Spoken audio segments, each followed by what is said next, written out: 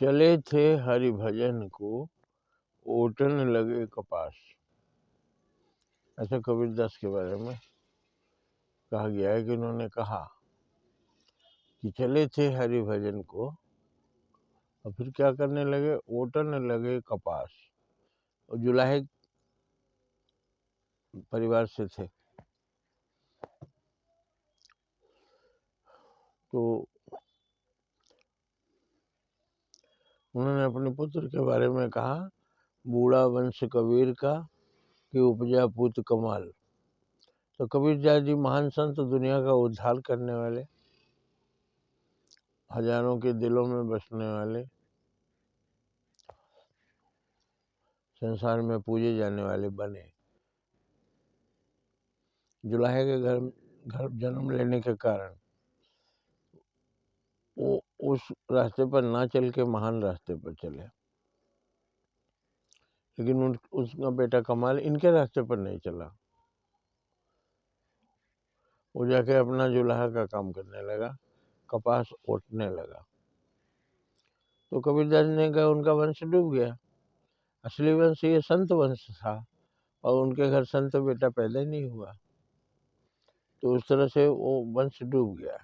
वो कहने का मतलब वो वंश डूब जाता है, लोग कहते हैं वंश चलता है संतान से लेकिन कबीरदास जी कहना है कि वंश चलता है संतान,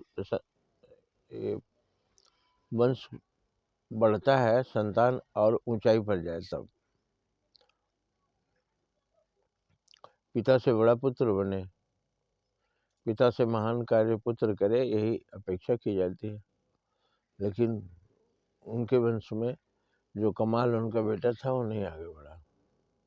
उसी तरह से हम लोग ईश्वर से वादा करके आए हैं कि आपको भजेंगे, आपका कार्य करेंगे, आपके आदेशों पर चलेंगे, जिससे आकर हम हिसाब दें कि हमने बहुत कमाया, तो यहाँ आए थे कुछ कमाने, लोगों का उपकार करने, भला करने, संत मार्ग पर चलने, और यहाँ हम कौड़ियाँ जुटाने में लग गए। बेकार के कपास ओटने का मतलब उनका यही है कि हम हरि भजन नहीं किए। हरि का काम, हरि भजन का मतलब हरि का नाम जपना नहीं, नाम भी जपना और हरि का काम भी करना। और हरि का काम क्या है? हर एक की सेवा, हर एक का दुख दूर करना। सेवा भी वही सेवा कि जिससे लोगों का दुख दूर हो।